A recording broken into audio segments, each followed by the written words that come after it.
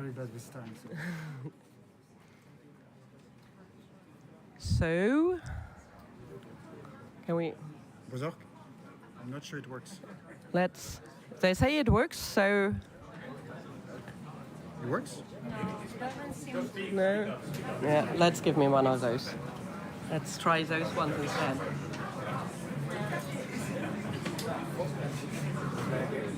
Let's try again. Test. No. I have to press something. One. Okay, then we talk this one. Okay. Ladies and gentlemen, warm welcome. The clock is ticking down to 3 o'clock, and we hereby officially welcome you to the official launch of a battery deal for Europe, an initiative that we as RECHARGE, the Association for Rechargeable Advanced Lithium-Ion Batteries value chain, and BEPA together took because we were thinking about a new impulse for the battery industry, both at EU level but also at member states level for the industry. This is really something that we, I hope, will help us, our industry, in the endeavor to build a domestic battery value chain. And I hope you will enjoy this presentation. This is only the start of the discussion, and we will need all of you to make this a reality. Okay, so does it work? Yeah, so a warm welcome from my side as well. I see that the house is pretty full, so thank you so much for coming. We should be also live streaming, if this is also okay, working, so fine. As Ilka said, this is the start of a conversation, so this is not the battery deal, this is a battery deal, and we want with that to foster conversation together, pushing the needle as much as we can, as fast as we can, as well as we can. We have a pretty complete agenda. At 5 o'clock, we should be hopefully welcoming Commissioner Hoekstra, who will be handed over the battery deal, the battery deal, the document battery deal. So we will try to be as strict as possible with the timing. So without further ado, I will start with asking Michael Lippert, who is our President, Chairman for BEPA, but also the Director Innovations and Solutions at SAF, to give a few welcoming words. Okay, thank you very much. Thank you very much, Ilka and Fabrice. Good afternoon, ladies and gentlemen. I have to take this one? Yes, okay. This one works, yes. Welcome to the battery community. Good afternoon, representatives of the European Commission, representatives of industry and research, to this event this afternoon. My name is Michael Lippert, as you introduced, and I represent BEPA, which is the Battery European Partnership Association dealing with innovation mainly. So why do we need a battery deal for Europe? I want to put it simply. It's because Europe needs batteries, and because batteries need Europe. Well, that's what I think. I think that batteries are a backbone, or the backbone, of Europe's shift to electrification, and with this, to the decarbonization of our transportation and power sectors. Thanks to batteries, we will drive clean cars or vehicles, and we will be able to integrate a huge amount of renewable energies, which are so crucial for decarbonization. No, batteries and other storage systems will not congest our grid. They will help to avoid congestion. No, they will not make electricity more expensive. They will help us to take a maximum benefit of the most cost-effective electricity generation we have today on the world, which is solar and wind power. But beyond decarbonization and the energy transition, of course, batteries are also critical for the competitiveness, and I mean here, development, economic growth of some very important and crucial industries in Europe. Of course, automotive in the first line, but not only. There are other transportation industries, aviation. I do not need to remind you the importance of Airbus in Europe and in the world.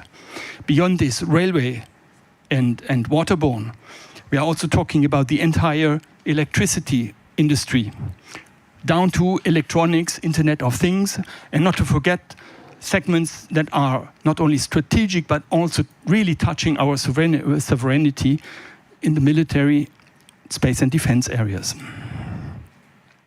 And with all this, there is, due to batteries, there is a promise of economic wealth and growth, both directly and very much indirectly. We all know this.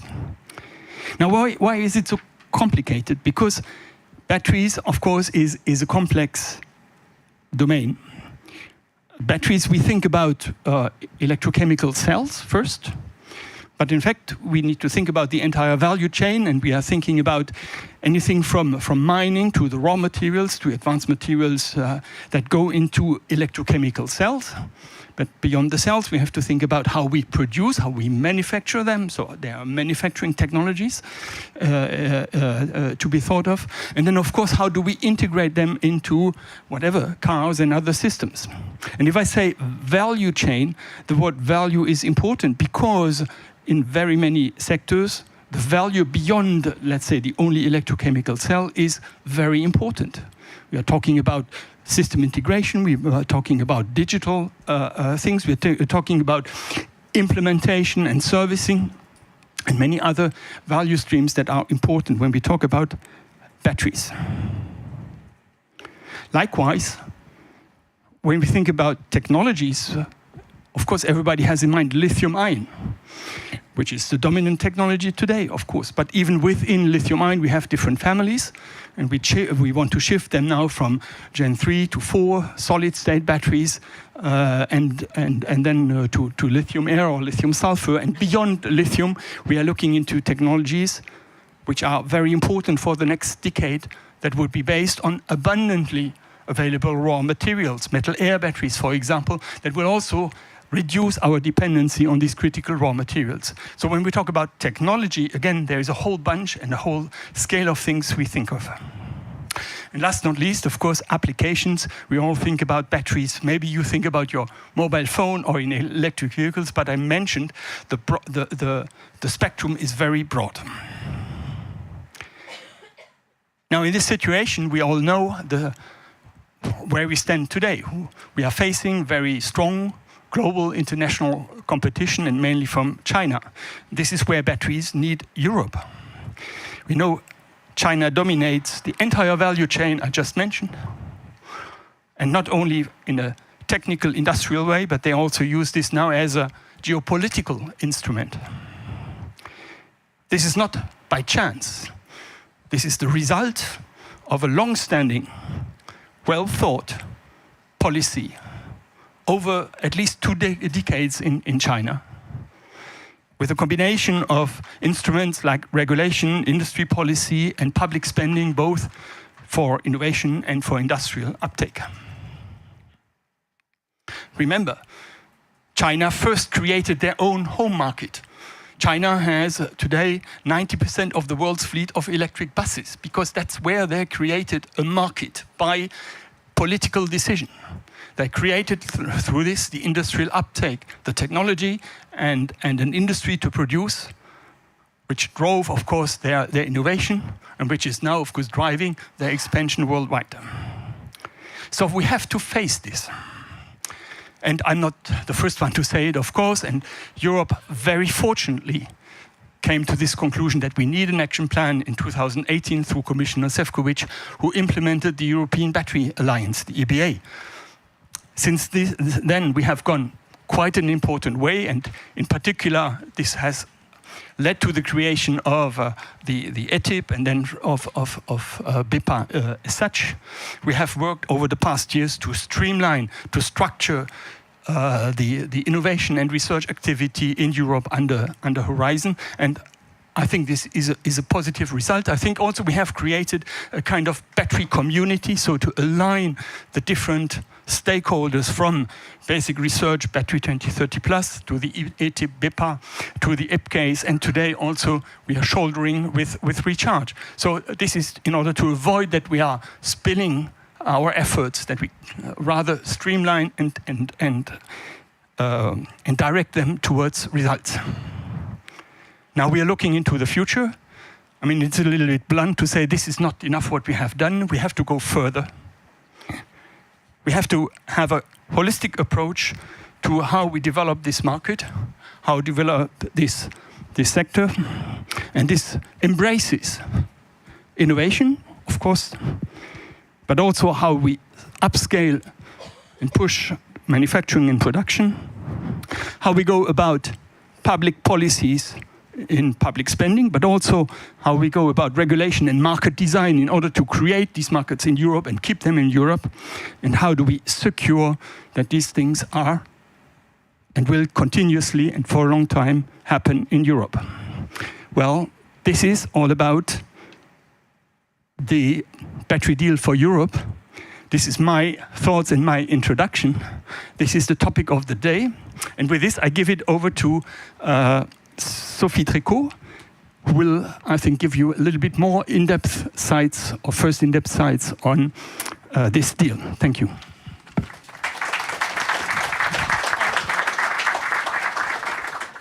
Well, thank you, Michael, for explaining the why we are here today. Let me elaborate a little bit about the what we are offering today. So we're really happy on behalf of Recharge to launch this battery deal for Europe. It's not just a plan we're offering today, it's really a call for action for everyone to get involved. We invite EU institutions, member states, industries, the civil society to join forces for this action plan. It's built around 4 pillars: innovate, produce, buy, and secure. And these pillars are actually interconnected, they are interdependent, and as Michael explained, they form a holistic framework to address the challenges we are facing. And so I will present quickly, although you can go online, and please go online to read the whole plan and to sign and to join the battery deal for Europe. Well, first, it's really important that we innovate in Europe. Innovation is the lifeblood of progress. And it's crucial that we remain at the forefront of the battery technology, that we master advanced technologies and also recycling and digitalization. This is why we propose the Battery for Europe 2.0. It's a reinforced research and innovation partnership to support the entire value chain. And the entire value chain here is extremely important, addressing all players. It's important that we fast-track innovation, that we simplify access to funding, that we ensure the public investments are channeled to strategic priorities. We must build world-class research infrastructure and also empower startups and scale-ups to drive the technology race. Second is produce in Europe. Industrial scale-up is challenging. To close the competitive gap, we need targeted support for capital-intensive projects and output-based production incentives. This is why we call for the establishment of the European Battery Ecosystem Fund to provide long-term capital needed to build the gigafactories we need in Europe, recycling infrastructure, and local processes capabilities.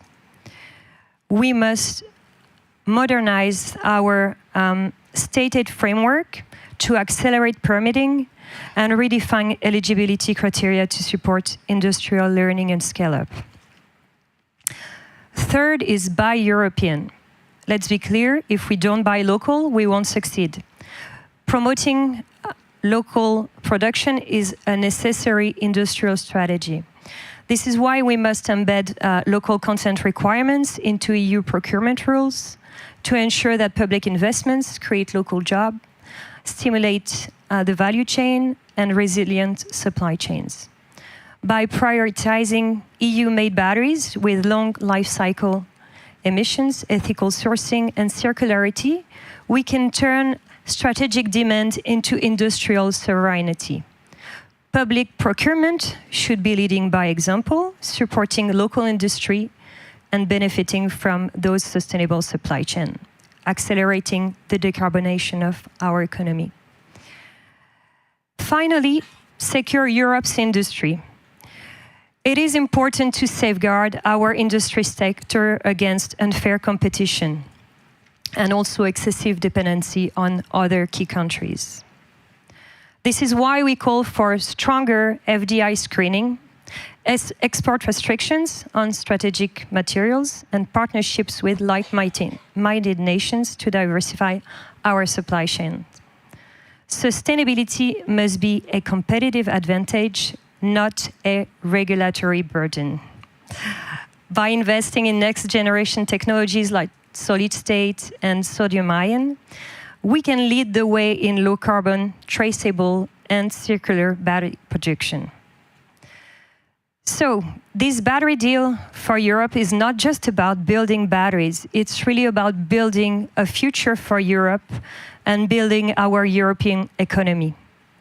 This is why we invite you today to act now, and we urge all of you to join us in this effort. So please join the battery deal for Europe and pledge for this battery deal. So together we can succeed. Let's act now.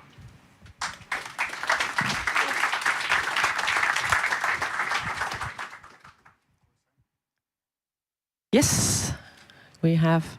I need it. Thank you very much, Sophie, for this inspiring words, and I hope that we will continue with some more inspiring words from real-life examples. Next on stage will be Simon Voss, who is a founder of Battery, who will be talking about strengthening the European-wide collaboration. Welcome, Simon. Right, Ilka, thank you very much for the kind words and the invitation. And also thank you everyone from you for now listening to a couple of words about our current situation in Europe. So my name is Simon Voss.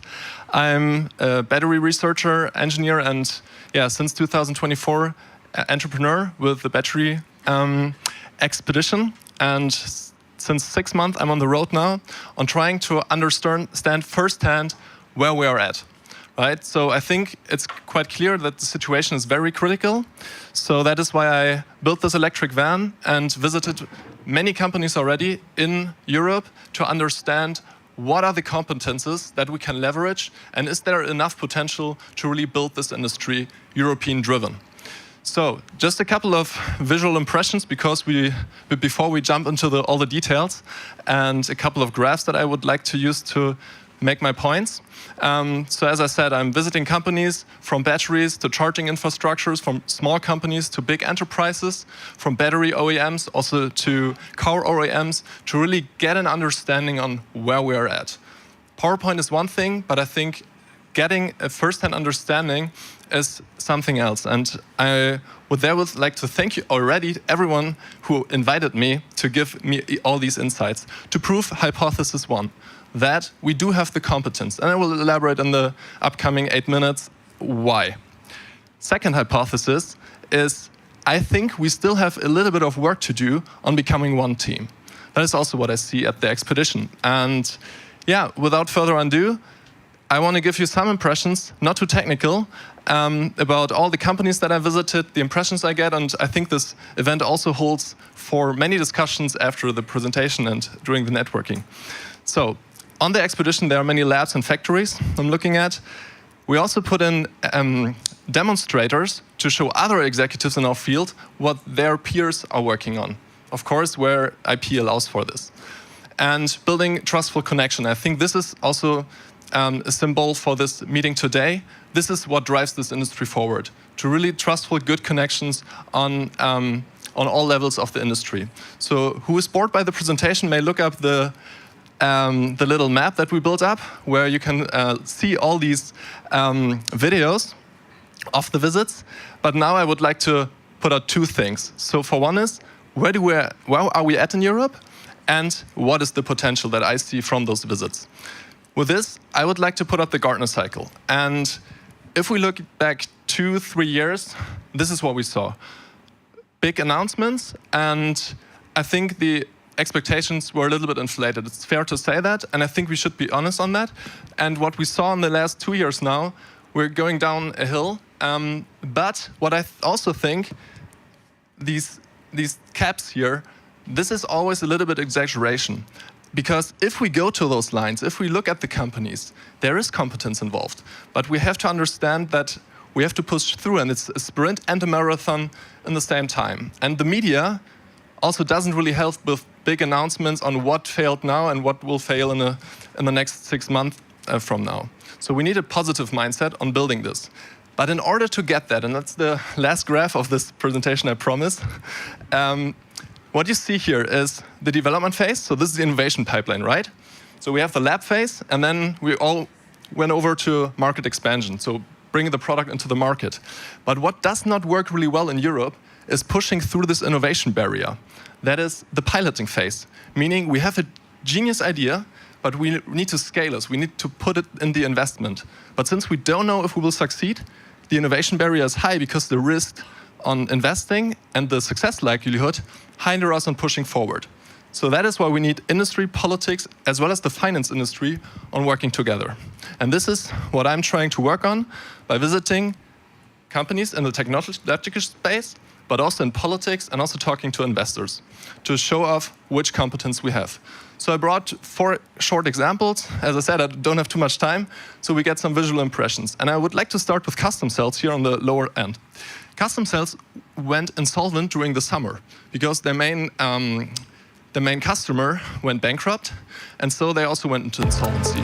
And they moved out of it, and I went there and tried to pinpoint what are the competences that they deliver now. So what Custom Cells is doing, they're building small, serious cells with specialized materials. And they're doing this for the aerospace industry, that was their main customer, but also looking now into other segments like marine, medical, and other applications. I think Mr. Lippert said batteries is not just for cars, but it's for many applications. And this is what Custom Cells is focusing now, so coming a little bit back to their roots. So second example, so I just pinpoint these 3 bullet points already. So they are really focusing on their material know-how again. Second company is is Universal. Universal is a small company from North Germany, started with electrodes. And they slowly built up their portfolio by understanding not just the electrode, but over the years, the whole battery cell as such. And went from the pouch cell that you just saw, now to a product line that also includes cylindrical cells, all for non-automotive applications. Because there, the market pressure is not that high yet. They have pilot lines, but also they have bigger lines already installed that I could not put here in the video yet. And their asset is, and that is what I would like to point out here, they build in-house equipment competence. So they know how their machine works. They do their HMI programming themselves, etc. So this is one important competence that we have in Europe. Another example is Tesvolt.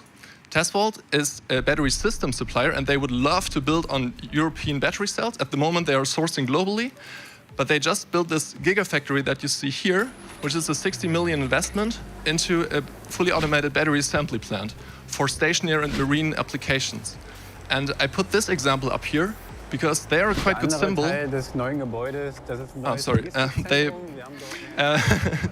a good symbol for investing also in critical times, because this factory started being built in April 2024, when things already got rough. So some impressions on that one. And finally, I would like to talk about, so what is important about Tesvolt to understand? They're also looking at product as a service. They don't look just at the battery system as such, but also looking at the digital part. So now I come to the final part, and that is PowerCo. I talked to Frank Blome, and probably you all know this company also quite well. I just want to put out those 3 points that I see is strong about PowerCo, and that is the unified cell, that VW is in their back as a customer, and they have an experienced industry ecosystem, also on maintenance processes, etc. They are all running in the back. Everything in the build right now, of course, there's a lot of pressure, but listen to what Frank has to say about the next steps. Final question. If you would have one advice to our industry, to all stakeholders out there, what would it be? Invest into battery technology with focus on CO2 footprint and bring the supply chain to Europe. Okay. Thank you, Frank, for this open, honest conversation, inviting me here, giving me all the insights, and looking forward to the next one. Thank you, Simon. Thanks for having me. Okay, so I want to conclude this. What Frank just said, we need to invest in Europe and to look at the strength that we have. And I think the unique thing is we are an ecosystem, and it really depends on us on bringing all those different competences across the innovation pipeline, across the value chain together in a really strong way. And we need to be serious about it because I think we're standing a little bit with the back against the wall at the moment. So let's be serious and push through that. And with that, I would like to thank you all. Let's become one team and let's have a great day and fruitful discussions. Thank you.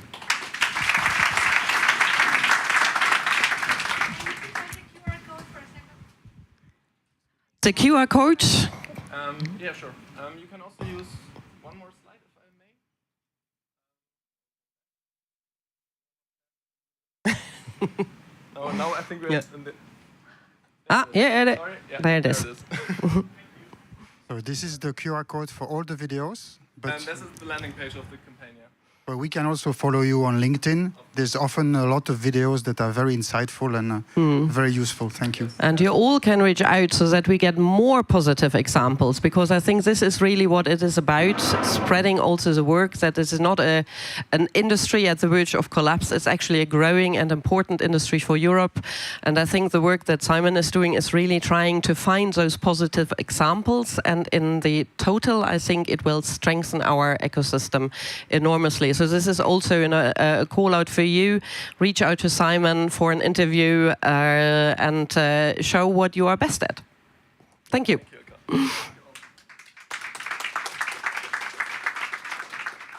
So this is the moment where you have to listen to Ilka and myself. You cannot leave the room. You cannot leave the room. Oh my God. And I think with this short presentation or overview of the battery deal, we already heard a lot today. So on some slides we might be quite fast actually. This is just a reminder, taking a step back on where we are, also by looking at sometimes what we hear that the battery industry is almost at the verge of extinction. The future is electric. I think there is no other way. We're talking a lot about EVs and the demand of EVs that is driving this industry, but just presenting some of the examples, there are, I think in the future, there will be very hard that we will find any applications that will not be battery powered. We have already examples when it comes to other mobile applications, but we also have a lot of future battery application or future technologies, like this little dog-like shape that is used in the mining industry, amongst other things, helping actually to investigate places where human people simply cannot go. They're all battery powered. Earphones, what have you? It works with batteries. Yes, of course. Yeah. And the microphone is working with batteries. Exactly. Anything else? Everything works better with Yes. batteries. Yes. So this is also something we need always to keep in mind when we're talking about supporting the battery industry. It's about an ecosystem, and it's far wider than only one application. One point maybe also, I was reading this morning, the drone market, I think it's going to be a 20 billion euro market for batteries by 2030, just in China. So there are lots of opportunities for growth that we see coming around. But the big question for us, for Europe, is of course always who will power this transition. This is a reflection from 1 year ago, summer 2024. The Gardner Circle, I think this was really at the peak of inflated expectations, where we had an announcement about, I think they were actually superseding 1,500 gigawatt hours of production in Europe. A lot of announcements. Some are on its way, but a lot have proven to be quite difficult to get realized. And this is where we are at now. 1 year later.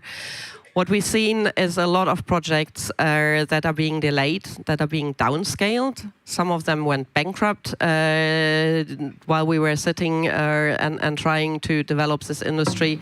And most importantly, really, a lot of those that projects that are on hold, cancelled, or even bankrupt are the ones that have been started out from Europe. This is not the Asian competitors because they have this experience. It's really our European champions. And this open letter by 3 of our cell manufacturers really put it on the point. Who will make our batteries? If not us, it will be someone else. So the battery industry is here to stay. For us, it is important also to safeguard and develop this industry from a European perspective.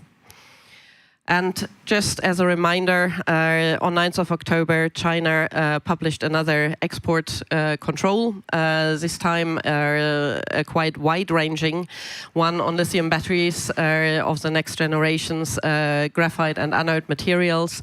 So it just... And the equipment. And the equipment, the manufacturing equipment as well, which is even more severe. So in other words, what it really means for us is that we are completely depending on China when it comes to the next generation of batteries. They are going to lead the EV race, and the message is really clear. They are going to sell their cells, they're going to build the cells, they're going to sell the EVs. And this is not going to be transferred in any form or way without, I think, difficulties to Europe. So they will try it, but they keep the cutting edge to themselves. This should be really a wake-up call for Europe to break this dependency. It's not a wake-up call to shut out Chinese, because we will still need their competences and their knowledge as well. But we need to be realistic. If we do not develop those competences ourselves, we will remain in the hands of another business region to be open. And it is for them an opportunity to also use it and leverage it on a geopolitical scale. Also, to be very clear, monitor exact trade flows. So this is, I think, a quite important wake-up call, supporting the build-out of the European battery industry. But there are also other challenges, of course, more internal ones that we are facing right now. I think everyone has been aware of the ongoing discussion on the 2035 targets. We know that the phase-out will be very challenging for the automotive industry, but there has been so many discussions about it, inserting uncertainty in the investment in the market, that also takes back a little bit of the will to invest into the battery industry. Secondly, just going on the social dimension, we also heard about this, is really who can afford, who will actually embrace the electric transition. This is something that I think the European Commission is hopefully tackling with this initiative on affordable cars. We are very late to the party, to be honest, but it is very important, because right now, connected to the discussions around 2035, electrification, especially on the transport side, cannot be seen as a transition for the rich. It is really there for the people, and there something needs to be done. And I hope that this discussion can go back to a little bit more, not in this politicized environment, that we also see that electrification, EVs, is still regarded as this legacy from the Green Deal, something vogue, something from the so to say left-wing people, whereas many of the right-wing parties now embrace really the combustion engines. But what we should really tell people, it is really cool to drive an EV. This is really the future, and we can be either part of it or we don't. But electric vehicles will come. Economic conditions, maybe also to look at. What we see is that the support for building these battery value chains is more fragmented than ever. It used to be much stronger in the past. Now we see some countries do not have a lot of fiscal latitude anymore. And when you have to stop some things, sometimes you stop the funding to some technologies, including clean tech. What we also see is that some member states may be competing with each other, and this is not the spirit of one team, as Simon was saying. We have to look at this transition as an opportunity for Europe, and every country must make their part. And the last maybe dimension that we also want to highlight, it was been already highlighted quite a lot, is that the competitiveness gap and the innovation gap with China is not closing. It is actually becoming bigger. We have been doing a lot, as Michael said, with BEPA and other initiatives, but they have been doing a lot as well, and they have been doing a lot fast as well. So basically the gap is to be still tackled. What we also see is that it's not about one technology for one application, it's about various battery chemistries for various applications, because we are at the start of electrification. So there are more and more applications that are going to be electrified, and it's not going to be one chemistry for everything. It's going to be a zoo of chemistries that we need to decide whether we want to be able to control or not. So here we come. So how do we want to tackle all those challenges that we are facing? And we have been sitting and thinking that we really need a robust framework, that we need really to connect the dots. And doing so, we propose those 4 pillars. First of all, innovation, that is really the basis, the lifeblood, as Sophie mentioned, for a lot of the industrial activities going forward. But then we have to build, of course, also on support for production, because without production, we will not be able to fuel and build this industry. Thirdly, by employment, it means development of skills that we will lose if we only become the assembly house of another business region. So this is very important that we keep this industry and enlarge it here in Europe. And finally, secure our industry in this first global competitiveness. So those are the 4 pillars that our actions are built on. And then we finally have our vision, a fully charged EU battery ecosystem. Yeah, so if on the past slide, this is a bit where we are today, right? This is where we have to be at some point, so that's why we are dressed up in blue. We hope that we will get there. Yes, so with this deal, we try to provide a toolbox of recommendations that can be of use to the member states, to the European Commission, but to the industry as well. And before providing a toolbox, we wanted to provide first a diagnostic, like when you go to the doctor. So what are the big problems that we see this industry having? And we try to make them simple. We have 4 S. I will not go through the detail of the text. The first one is the problem that we see with the scope of investments, the scope of technologies, the scope of operations. Either you are narrow and you may miss the boat, or you are too broad and you may dilute yourself. And so we need to find a sweet spot in the scope of things that we want to do. The second one is scale. We all know that this is a very capital-intensive business. It's not about a few millions of euros, it's about a few billions of euros. It's giga-euro investment. And there again, the companies may have at some point to recover a profitability, which is sometimes the problem, especially if you are short-term oriented. The third one is about speed. It's speed, speed, speed. And yes, INNOVATE is the pillar that we support quite a lot, obviously, for BEPA. There we believe that in order to address each of these S, and by the way, I think that other S's can also come along the road, like sovereignty. That's, of course, a very important S. Simplification, skills. But we are stuck with these 4 S for the moment. There we believe that on the scope, we have to be able to address the diversity of technologies. On the scale, we need to develop less capital-intensive processes to be able to compensate the fact that the capital cost is very high in Europe. We can also develop some more green process that consume less energy, because we also have this electricity cost in Europe, which is another handicap.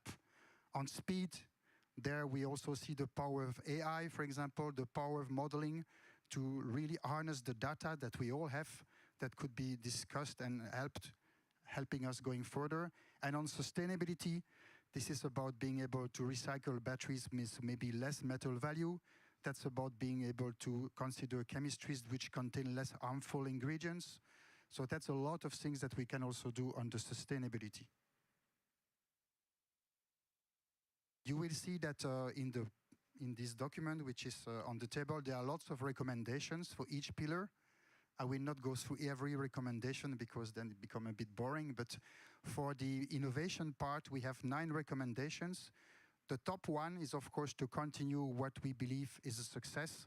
So the battery partnership that we have set up with the Commission in 2021, which is not a long time ago, actually, is really delivering first interesting result. As you know, a typical project will last between 3 and 4 years. So this is the moment where we start seeing the first results. We need to be able in the future, in the next budget of the Commission, to bring these projects to a higher TRL. We also need to be able, as Simon was saying, it's also a technological race. We need to be able to welcome new technologies into the funnel. And we need to be able to help as many proposals as possible, especially if it's about sovereignty. So our model is to continue what we do best. When something works, don't change it. Just reinforce it, maybe give it a bit more money. The only difference that we have made, which is in the center, so the hexagon is, of course, logically the circular value chain, because we want to address everything, is that, of course, when we are reaching the level of the application, then it's up to us to provide these technologies to others whose job it is to integrate because they are from that ecosystem. It can be from the automotive, it can be in the clean aviation, it can be in the stationary. The only thing that we have put in the middle is these 3 tracks, the sandbox, the foundation, and the flagship. Today, the partnership is about the foundation. So it's projects that are with a lot of partners, often 3 to 4 years. They deliver some results. But what we'd like to see in the future is a flagship track, which is higher TRL, lower number of partners, big tickets, as the industry calls it, to really bring these technologies to the market, while at the same time having a sandbox track where lots of crazy ideas could be tested in order to see whether they can bring something or not. And this is really by having all these different approaches that we think we can deliver on speed for innovation. Thank you. Then we also need industrial innovation. This is our message really on the production support that we're looking at in Europe right now. Is there a slide missing?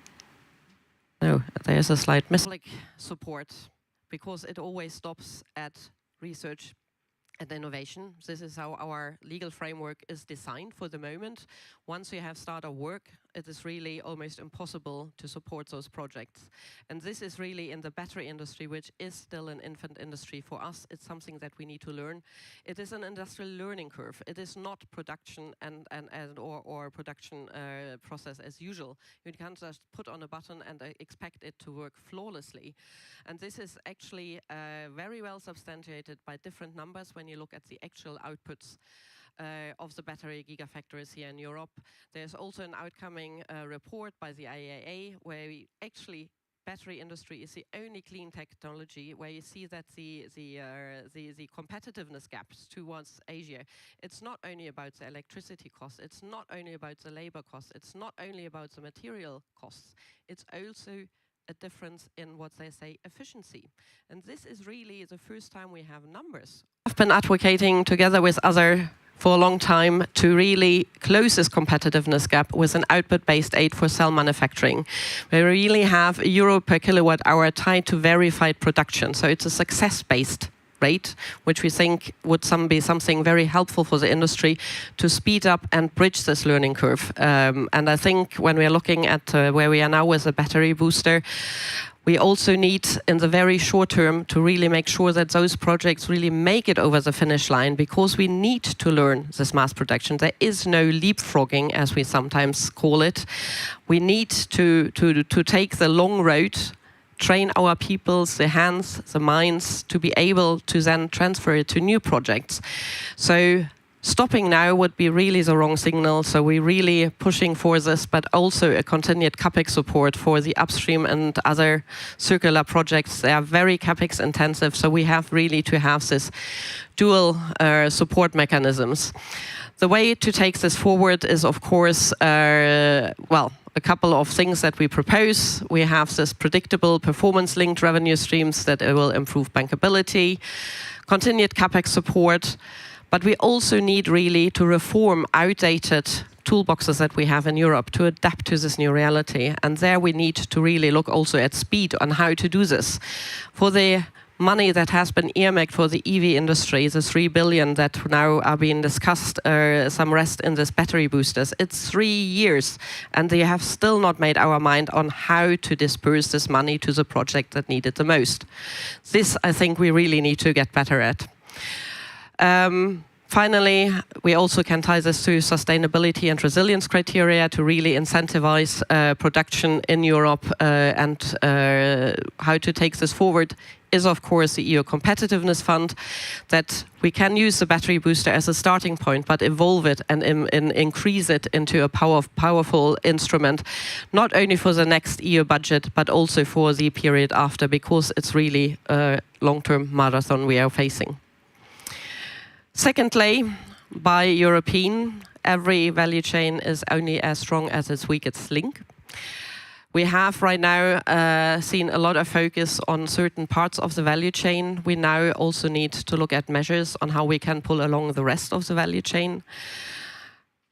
And this we can do with, I think, embedment of local content requirements into key instruments. We already heard from Ursula yesterday to have made in Europe criteria into public procurement, which is a very welcome step forward. So I think here we need now to think about really the details, how we want to implement it, because this is, it can be a very forceful instrument if applied correctly, but it can also be, if applied too early and too strongly, kill some of the industries that are currently just trying to grow. Finally, we also, we already talked about competition from other countries, some of them with very forceful subsidy schemes that support their industry. And what we see right now is a result of this very, I think, forceful long-term thinking on how not only produce batteries and EVs for their own domestic markets, but also do this for export. So we see a lot of cells, cost-competitive EVs coming into Europe, and just as a reminder, there is a massive support also to the industry. Well, the IRA effect we maybe see going with recent developments, so this might actually be an upside for Europe again. But what we want to see is really going forward, set clear boundaries for value creation in Europe. And if we don't want to close the doors, this is really a strong message. Please come produce in Europe, but do it according to our rules. So enforce stricter FDI requirements, set up a simple set of rule books on how to do real technology transfer, that it actually benefits the people. So it's also about local workforce employment, so that we really have a possibility then to grow this knowledge in Europe. And finally, we already talked about it, we are not an island. We need materials also from the outside of the world. So it is really develop future partnerships with friendly and like-minded countries outside to diversify supply chains.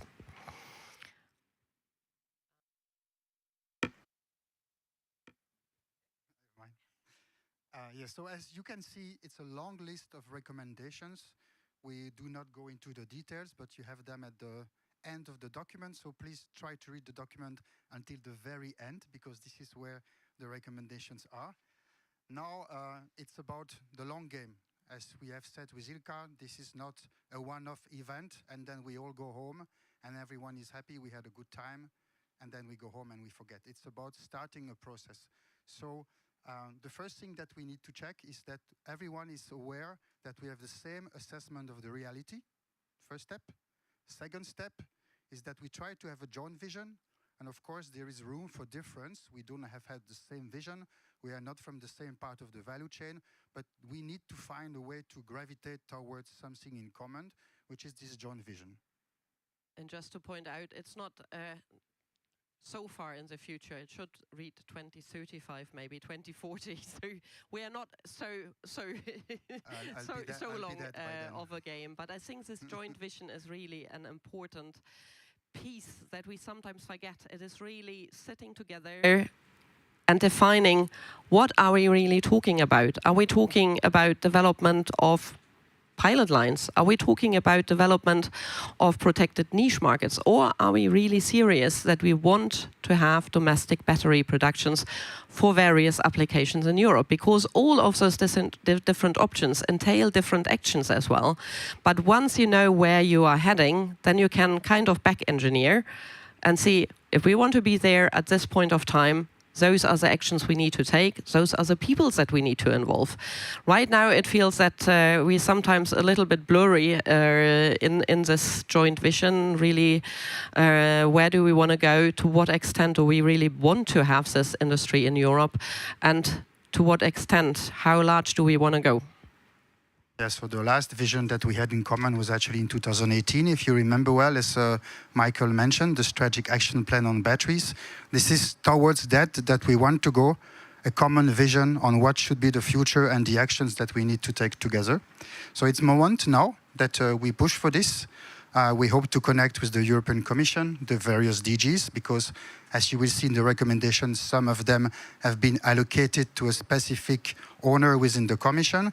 Talk with the member states and also within the industry and with those knowledge providers to try to have a common vision and come to something that pleases as much possible, as many people as possible. If we go to the next slide, this is your part. You have to do a bit of work as well. You have to help us helping you. So basically the next step that you can do practically is that you take your phone at some point, you scan the QR code and you pledge. If you have pledged, you send it to a colleague in another company and you say, please pledge. And at some point we will have a counter where we will be able to reveal how many support we get. And we will use that, of course, to pilot the next meetings with the different stakeholders. Thank you so much. Thank you.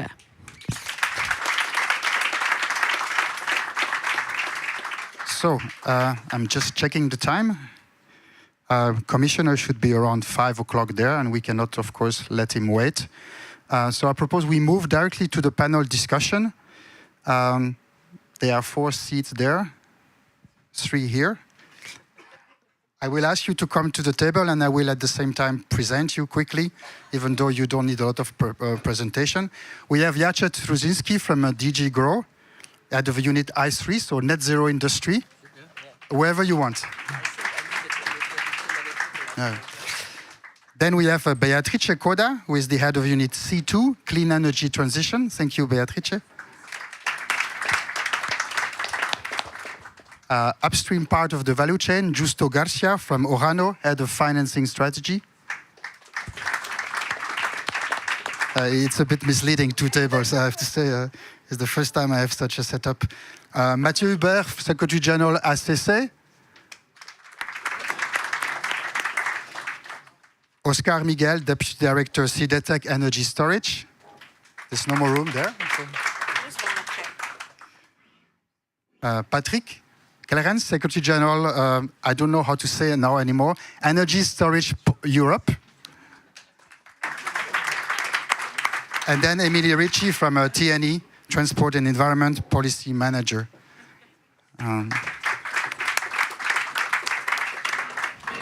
Yeah, I will have to turn around a bit, but Bozok, you will tell me about the time, right? So I would propose that we jump into it now. The first question that we would like to ask to you is very simple.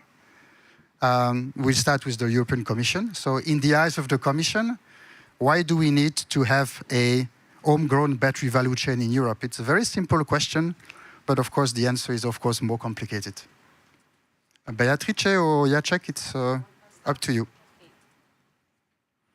Thank you, first of all, for inviting me and us and the colleagues to this event. It's very inspiring. I was really inspired by the video of Simon, who made a really fantastic scene about the battery picture in Europe, and really very, very good presentation of the battery deal.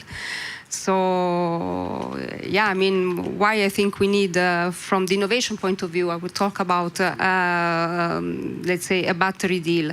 So the question is, why do we need to have, I think the question is, why do we need a European homegrown battery value chain? And I really fully support, first of all, that we need this in Europe, like really strengthening and having this full value chain for batteries. This is because I think we have been said in many strategic documents of the Commission, sorry for referring to that, we have had the Draghi report and so on, and so we all are aware that European future competitiveness is very much linked to the battery sector. Because battery, it was said before, they underpin the mobility, they underpin the renewables, the electrification of our economy, and so they are an essential part of the backbone of Europe's industrial transition. So this means that we need to, all the reality that was shown, all the recent developments has shown also that we cannot afford to have imported technologies or materials. Look it's happening on China. So our strategic autonomy is at stake if we don't invest into this value chain in Europe. And so investing on that will protect Europe's energy and economic sovereignty. So here is where innovation comes into play, because innovation will make, with all, let's say, the good condition and the framework condition, will make our competitive advantage. So we will win in Europe through smarter design, advanced chemistries, special markets, digital manufacturing, recycling, sustainability. So, and sustainability should be an asset for Europe, not a burden. So innovation will make the difference if, done and implemented correctly and bring it to the industry and to the market. It will strengthen our regions. It will strengthen the entire, let's say, value chain from the from the raw materials to the assembly to the recycling, so all what you showed before. And for that, we need the European Union's framework and support. But here I'm talking really more of bringing really all the efforts together, which means private investments, which means national, regional efforts. It means really an alignment of the efforts at global scale. And that will make it that we could remain competitive with Asia. So, in short, innovation in battery is not only technology development, but it's about strategic resilience, sustainability, leadership, and industrial future. Okay, thank you so much. We have a lot of work along the road, I see. We all, so yes. This is the best proof that we need to continue. Thank you so much. Beatrice, Jacek, from the industrial policy point of view, maybe you can complement that as well. Thanks a lot, and thanks for inviting me. And I will not be speaking about why we should do it, because I think we all agree that there are good reasons to do it, but just a few comments on what I heard today on your proposal. I think in general there's a very close alignment with what you propose across what the Commission thinks about these things. And so, first element, produce, supporting that industrial scale-up, this famous valley of death, we are all aware that is absolutely key. And as you know, we have run into certain legal obstacles for providing the type of support that you are calling for. And what we are doing currently is exploring very intensively with several public finance institutions how the resources that we have could be quickly deployed to the benefit of those that need them the most. And so you can expect some proposals on that soon, and you have seen the announcement of our president also on that. In the long term, direct production support, this is an option that we have opened for ourselves for the first time in the Commission proposal. Let's see, we hope that the member states will take it up, but just a word of caution there that, as you know, as well as we do, that this is very expensive. And we see that also, state aid, all of that is drying up. Member states also have less and less money. I'm not sure how generous they will be with our next budget. So we will need to target the direct production support, if it survives, I hope it survives, to the benefit of the companies. But that's where I come to your second point, which is a buy. And I think, when you talk to the financials right now, they don't want to invest in the sector because they think it's risky. If you have meaningful buy European requirements, relatively far-reaching, of course, there's less need for financial support. And that's where I think we will propose something maybe going even beyond what I hope. I'm speaking for myself right now, the working level, let's say, Commission hypothesis, where you talk about public procurement. I think we should go much further than public procurement. Public procurement represents only a small share of the market. We should also target things like subsidies for buying EVs. And even subsidies for buying EVs, in 5 years, they will be phased down as, the EVs gain market parity with internal combustion engines. So we will want to do it wide. We will want to do it in a staged approach, taking into account supply chain development. And the last element, secure, yes, FDI conditionalities. We have organized a meeting at minister level 2 weeks or 3 weeks ago. Ilka, you were there. And I think what really struck me was, for the first time, I heard from many member states that they support those conditionalities. So far, they were guarding their prerogatives very jealously. They didn't want the Commission to tell them on what conditions foreign companies should invest. I think this is changing. And so I hope that also there we will be able to secure some good proposals and that hopefully will be supported by member states. Thank you, Jacek. I think we have two very strong ambassadors of the battery deal, so thank you so much for the answers. We just have to stop working. They can do it. Now I will leave you. I will come back later.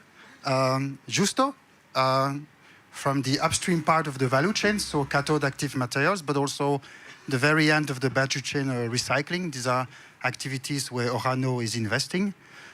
For you, if you look at these discussions, why do we need to have battery cell production in Europe?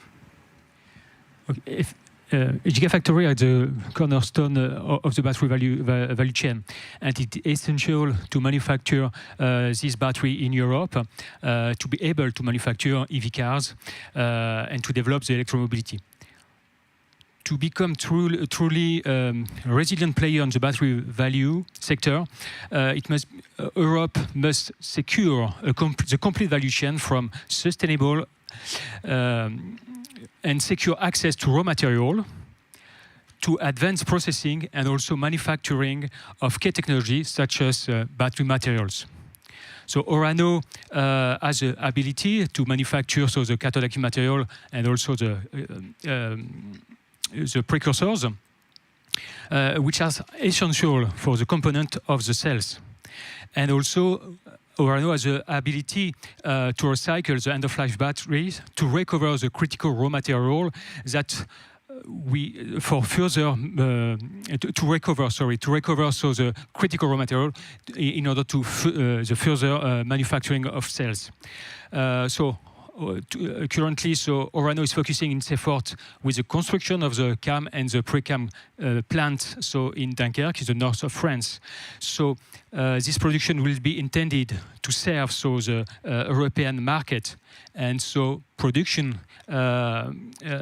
it will benefit to European economy, but also to the citizens. With the production in Europe, we need employees, skilled employees, and so we have to develop also these competencies. And so it's important to develop this in Europe.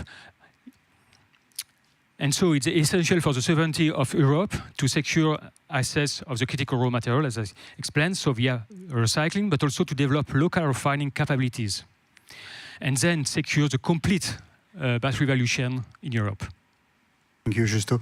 I would have a similar question to Mathieu from SEC, but looking at your side, so from the battery cell production, why do you need to have other parts of the value chain present, for example, in your area in the north of France? If I may, good afternoon to all of you. Fabrice, I will turn your question differently. You go ahead. The question for me is how to protect Europe. And then there are two ways to answer this question. The first way is to say, let's raise the tariffs and let's try to finally install a kind of fight between us and the Asian competitors. for me, it's not the proper answer to the question, because doing that, we will increase the prices of EV, and that's not what we want to do. We want to try to develop an affordable technology for all the people first, and then we should finally get a kind of backfire, because if we are able to do that with the Chinese, especially, the Chinese will, as we know, be able to play the boomerang effect.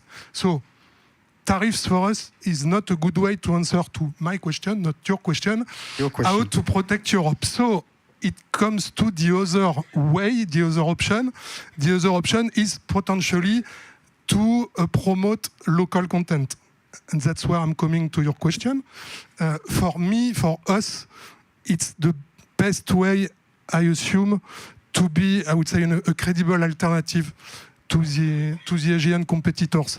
We need to give to our customers, the OEMs, a good reason to buy our batteries. And I would say that in terms of competitiveness, we are not where we want to be. So the other way to twist their arms to be sure that they will buy our battery, it's potentially to say that they need to buy local content. That's why we are trying to help all the value chain of battery to develop ourselves around us to be able, maybe not tomorrow, but in 2-3 years, to be able to buy in Europe, to, I would say, to build battery made in Europe with Europe content. So back to your question now, with a long way to go. That's why we are sure that it's absolutely necessary to help all the ecosystem to develop around us with, if possible, European partners. And in that respect, this is nice to see what's happening in the north of France, where all these companies are teaming up and trying to have a cluster effect in one region. So, namely, congratulations. Battery Valley. Which is not very deep, but it's quite flat, but it's a valley. It's the north of France. Question to Oscar, because we have talked about the Commission, we have talked about companies, but from your side as a leading technology, research and technology provider, where do you see the role of the universities and the RTOs in helping the industry with this big challenge? Yeah, thank you, Fabrice. I will answer directly your question, not with long introductions. Yeah, it's clear. I mean, we have, roughly speaking, two big families in the RTO community where we belong. First of all, is the more fundamental-oriented institutions, usually universities, certain institutes. We definitely need them because fundamental science is needed to better understand what's going on inside a battery, to understand how it works, and also maybe to try these new crazy ideas that we need, because sometimes they will give an interesting result that is needed for going to the next step. The other big family to which my institute, CIDETEC, belongs to is applied research. So at some point after this discovery phase has been, let's say, done, we need to take this information, this technology, this science to the next tier levels. And here is where applied research is needed. It has been said this afternoon already, the value of the pilot manufacturing, scaling up. And as is our philosophy, and for sure the philosophy of similar institutes to mine, to speak the language of the industries, to see what they need, how this should work, in order I need to change in order to supply this information. So I think we need to combine both this fundamental approach, this applied approach, with maybe the only boundary of sustainability. We need to take this as a mantra in order to develop new technologies, getting rid of these critical raw materials that are more efficient to produce and and do it faster, as it's been also included in the deal. Thank you. It's also good, the message about helping companies to go to the high TRL, because you are not only on low TRL, you cover the TRL landscape. Patrick, we have been talking a lot about batteries with sometimes a feeling of this is EVs discussion.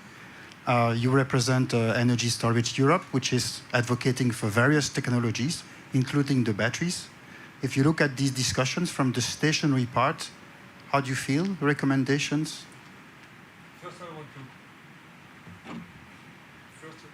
First of all, I want to congratulate all of you, but mainly BEPA and RECHARGE for launching this battery deal, because this is really necessary. It's the right moment to do it. So that's awesome. Second, yes, we represent Energy Storage Europe, the whole energy storage community. And there we have 5 families, but I will talk now about stationary storage very specifically. And the first thing I need to say is we are all enablers. You maybe don't see this, but every one of you who's working here on this topic, we are all enablers. And what are we enabling? We're enabling a decarbonized energy system in transport and electricity in all different parts. We are the little building blocks all together, building a huge European foundation. And if you look what's happening, the renewables are not really rolled out as it used to be because there are a lot of negative prices. In Spain, in the first 6 months, there were 400 hours, more than 400 hours of negative prices. They didn't see any negative price before 2024. So 2 years ago, they had no negative prices. In the Netherlands, they achieved the same negative price numbers of last year in the first 8 months of this year. So it's accelerating a lot. So there's no business case or less business case to develop the renewables. But if we don't manage to achieve our renewable targets, we will not be able to decarbonize and get cheaper electricity prices. So the cost, therefore, for these renewables to get them in the system, but also the cost for the ones who are in the system, meaning dispatching, redispatching, curtailment, is huge. The Commission, the JRC of the Commission, says in 15 years from now, it will be just for redispatch, 100 billion euros, just redispatch. And then we didn't even pay for curtailment, if there are still curtailment costs. So that's an important step to do. So we see that energy storage is not only needed for transport, but also for stationary storage, and to allow to reduce the cost of the electricity generation as such. I want to give you a number. For every kilowatt which is installed in the system of storage, the grid operator over a year will save 3 to 6 euros. Every kilowatt, 3 to 6 euros. So we want to have cheap electricity for industry. We want to decarbonize. And in order to achieve this, you need to put more renewable electricity, cheap, free renewable electricity in the system. And therefore you have to go to energy storage, obviously. So this 3 to 6 euros I just said is per kilowatt installed. And over the, if you calculate this now on the redispatch, only redispatch reduction, there's another staggering number. It's 50 million euros the grid operators save in Europe on redispatch cost for 1 gigawatt installed capacity. 1 gigawatt, 50 million per year in Europe saved. And we installed last year 12 gigawatt. That's quite some achievement. And this 12 gigawatt represent basically 15 times more than 5 years ago. In 5 years, we managed to install 15 times more. So it's a huge demand. There's a huge need. It's a huge cost savings. And now, a quarter of all batteries sold in Europe are for stationary storage, which we couldn't have thought. So it's a quarter of all batteries. So we cannot only look at the added value. We need to look at the added value for transport, EV, traction batteries. But we cannot only look at this. We need to give our industries a cheap electricity, renewable electricity, and therefore we all need to take our little building block and add to this. We can speak for hours about stationary. Thank you so much, Patrick. I think that it's also good to remind that we try to cover as many applications with the battery deal by not making it application specific. But if some of you see that there are things missing, this is also me asking you, please complement, and we will grow this document into another version in the future, obviously. I will leave this table, not because you speak too much, but because I have to go to the Emily. So Emily from TNE, I don't know if I can say NGO. This is the term that I should be using.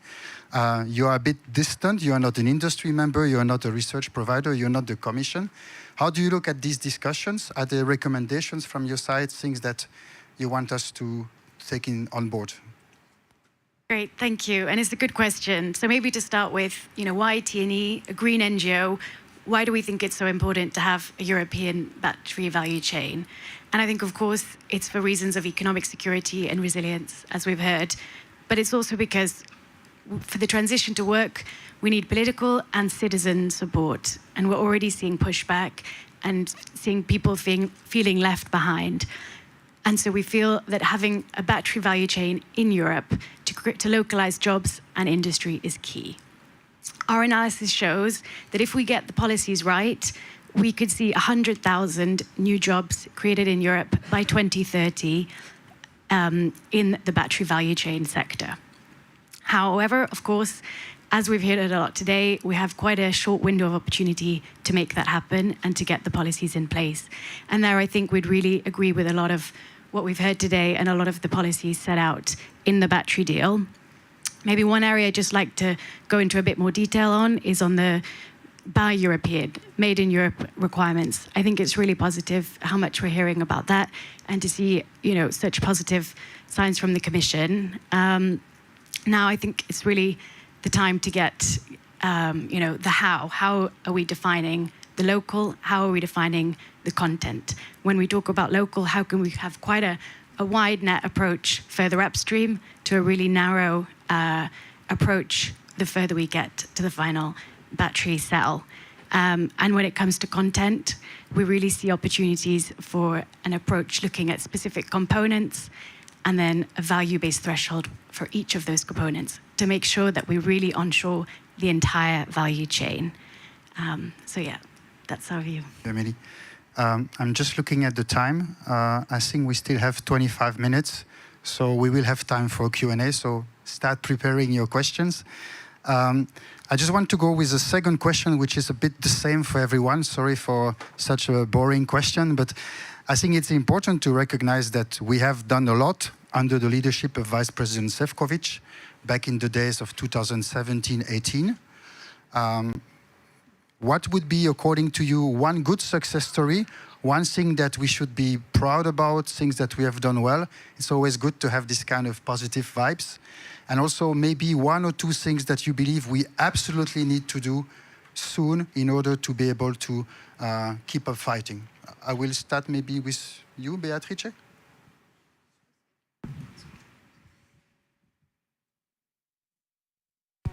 Yes, so continuing this discussion, what have we done well so far? And Fabrice, I think you have said it. I mean, I was not there when all that happened, but apart from being very proud of leading the efforts in my DG on batteries RNI, so the fact that we have, BEPA, Batteries Europe, Batteries 2030 work together, creating roadmaps as joint strategic research agenda that is, used at European level, so that we have, all made, that you have made, the community have made all these significant efforts to align on a holistic vision that covers, the entire sector. I think this has been crucial. So it's been, a very, very great achievement over the years. And this is, I think, you have to be very proud of that. And from the RNI perspective, we see the results with the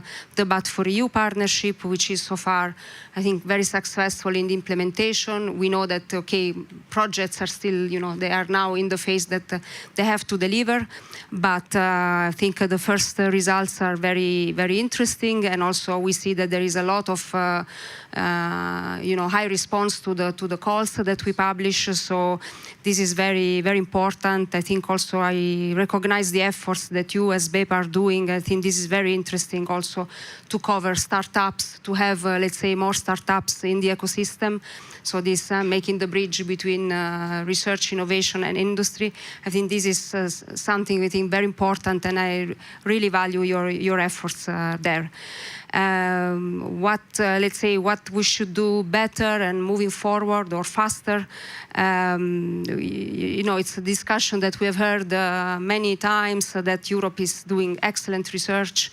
And also this morning we were, with Slovenia and we hear fantastic research, scientific research projects that, you see that Europe is really, having scientific excellence and laboratories performing really groundbreaking work. on fundamental research, but the struggle is where we have been quite slow, or let's say not very effective in batteries, and not only in batteries, but in maybe in clean tech and in other sectors, is how we reach, the commercialization, how we make sure that these projects do not remain, let's say the results do not remain in the shelf, but really reach the market. So it's the commercialization is the famous valley of death that also Jacek mentioned. So is this, I think, where we as Europe, and I take it also as a Commission to start with, we have to make a framework that make all this development happen much faster and more effective. I think the Commission has recognized this with, startup strategy, scale-up strategy, by putting, for example, instruments like European Innovation Council in place. That it's a bottom-up, let's say, instrument, but still quite critical also for those type of for type of technologies like batteries. There are promises to have a scale-up fund in the next MFF, exactly, let's say, to cover the this valley of death.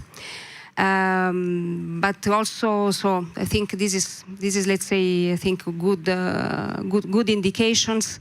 We will have the next MFF.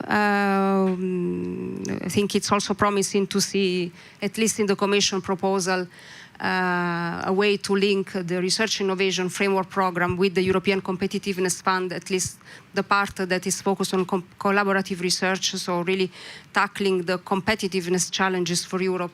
So it's the Pillar 2, so-called, being linked strongly with the Competitiveness Fund. So hoping that this journey to, from lab to fab will happen much faster. But talking about batteries, I think is very important to see in the future seeking diversification. We don't have only EVs. We were talking about stationary storage. You were mentioning all the new markets where you see batteries as, as extreme, as an important potential. And mobilize also the member states in this journey, as I said. I mean, we always strive to cover deep alignment with the member states, and I think this is very important also for the research innovation activities across the board for such a strategic sector like batteries. And last but not least, you mentioned simplification or speeding up. So this is, I think, very, crucial, starting already from our Horizon Europe program. That, we are very, aware that, the time it takes from to have a call, to launch a project, to sign grant agreements, to have results.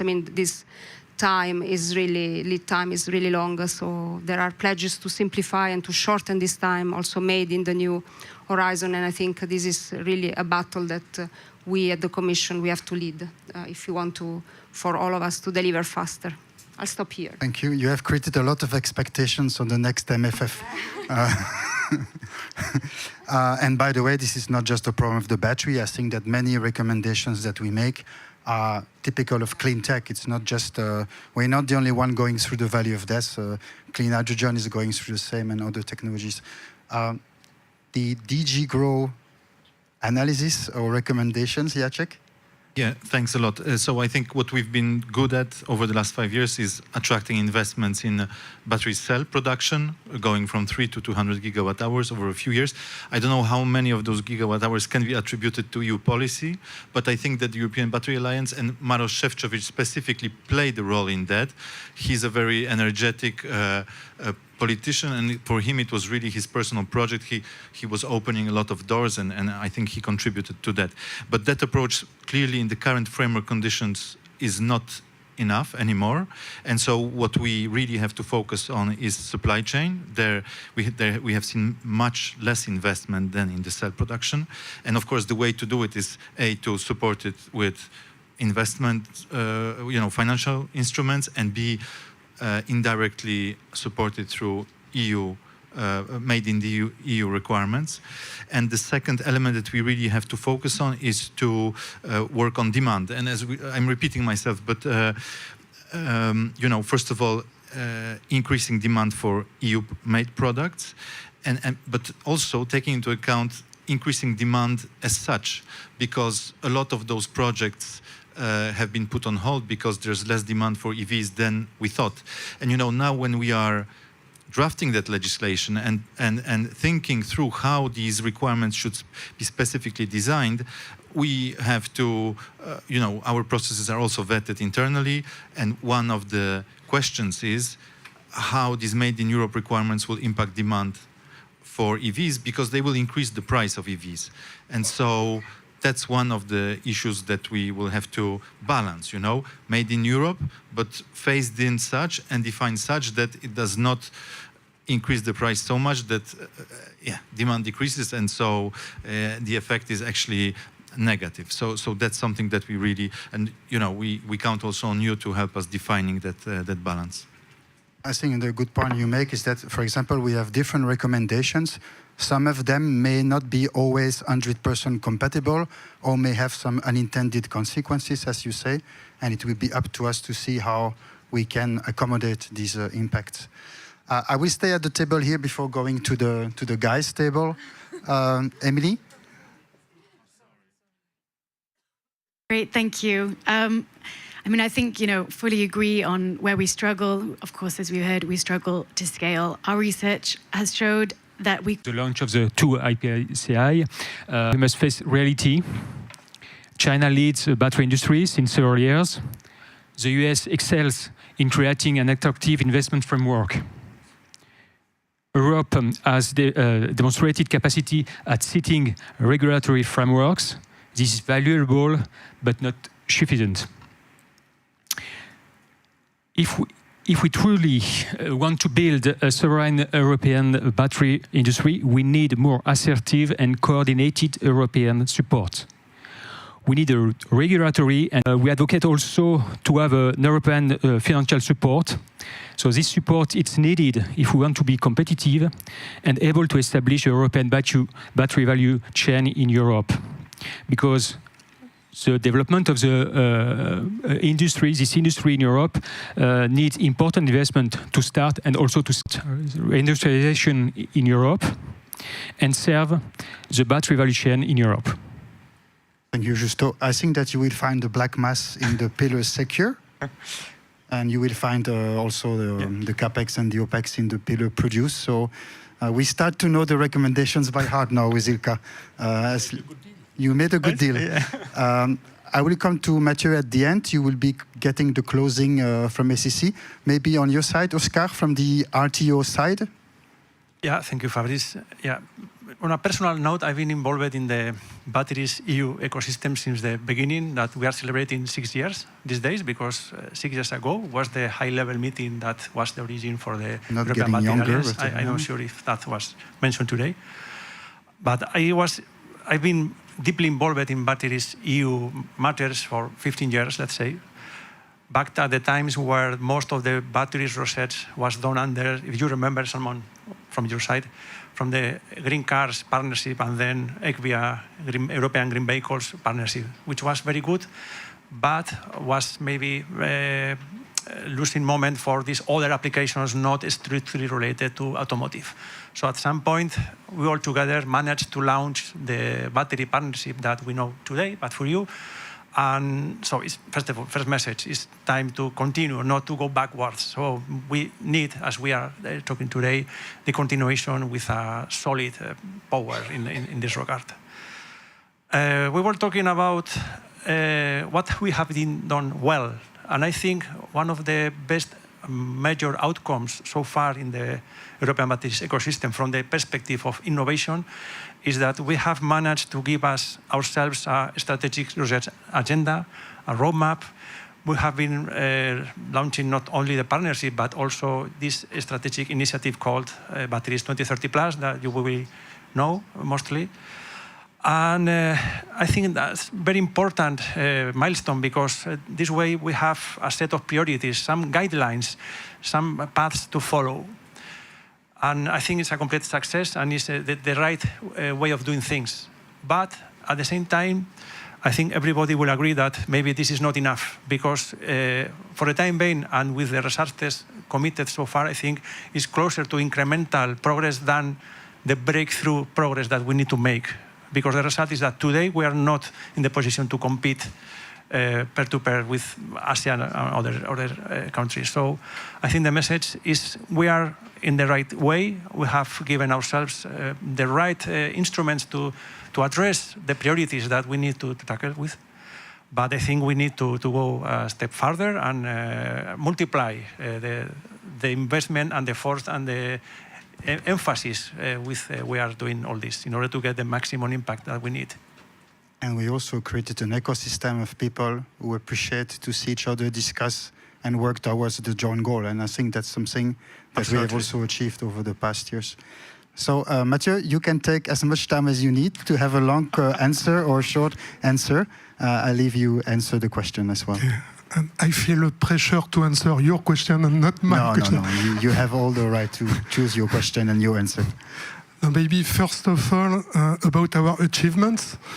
I remember that 5 years ago, we were coming from nowhere, coming from scratch. Here I'm talking about my company, but it's almost the same with all the people here. And 5 years after, we are not a PowerPoint project anymore. And that's incredible. Talking about ACC, we hired something like 2,200 people. And again, I assume it's almost the same story for my colleagues. And we were able to produce more than 10,000 real batteries for real EV. So, yeah, now that's incredible. It's the arrogant moment, so, and it won't last. No, so it's incredible, and it's a way to explain that it's possible to make it. Then let's be humble a bit and let's be back to the reality. We are facing a lot of challenges, definitely. First, with the support of the Commission, with the support of the private sector, we were able, I would say, to put all these assets like gigafactories, like R&D center, etc. That's fine. And that was the purpose of the IPCEI, more or less. But it's behind us now. The money is not here anymore. We translate the money into capacities, and that's fine. And we are playing with that. Yeah. Now, the question is, and that was mentioned before, how to cross this Death Valley, how to be able to scale up. And 10,000 batteries for EV car, it's not enough. Not enough at all. So it's good, it's beautiful, it's a great achievement, but it's not enough at all. So how to be able to go through this Death Valley, and here the name of the game is OPEX, is the cost of ramping up, things like that, and you know that. And for that we need to find another way to be supported, because our shareholders alone won't be able to support it, even if they are powerful. Here I'm talking about my own shareholders, it won't be enough. And then, and we are moving from this end of this valley and entering into the reality of the market, then the question of competitiveness. How to close the gap of competitiveness between our products, and technically speaking, they are great. You can ask our customers, they are happy with our products, but they are too expensive. So how to close the gap between us and the Asian? And here, some things are on our shoulders, definitely. We need to be operationally excellent, and there is room for improvement here. We are talking about scrap rate, things like that. We know that. The proper staff to drive a gigafactory, etc. That's fine, but it's not only that. How to be able to, I would say, compete with fair conditions, and then it comes to electricity prices, price of raw material, and the way to purchase things together. Sorry, and yes, way to create conditions to be able to give, I would say, other reasons than only geopolitical reason for our customers to buy our batteries. Okay. And here, things are in front of us. I hope you will find these recommendations well taken in the document. I'm just checking with Bozorg. How much time do we have?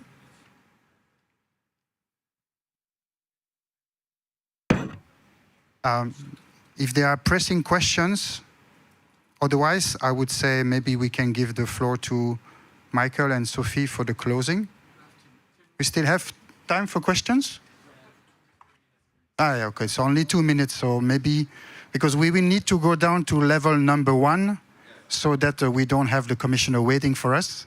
I don't think he will be waiting. So maybe I propose that we close now with the messages by Michael and Sophie. I just wanted to have maybe one point.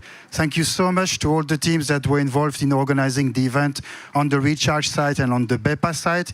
Kinga, Ilka, and the teams, and Bozorg. I will forget names, so I will not go through all the names. And sign the pledge, go down to level 1 to have a drink later, and I will give the floor to Michael for closing as well as Sophie. You have a bit of time, but not too long. Just a bit of time.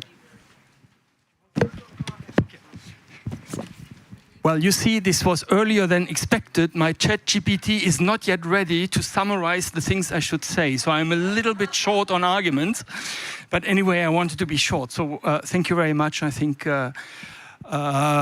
this initiative gives a good picture of, I really think, what needs to be done. And there is a broad consensus, at least among the people here in the room and the speakers. But this is already a big support and win. So thank you very much for your supporting arguments and explanations to this. And I have nothing else to add other than continue to support us. Let's work together, of course, and well, go just one step beyond on what we have been doing so far, but the dynamic is there. Thank you very much for all those who prepared the day and for all those who are going to work on this in the future. And we will have a handover ceremony downstairs, so we are very welcome to join us and to have a drink and to further chat. And with this, I give it back to Sophie. Thank you, Michael. I think, yeah, everything was said mostly, and we see great alignment. So that's a very good momentum to close the session today. Maybe I'll finish just to encourage you to take the pledge. So whether it's here on site, you can scan the brochure, or you go online onto the website. And thank you so much for your participation today. But more to come. Everything is to come. Thank you.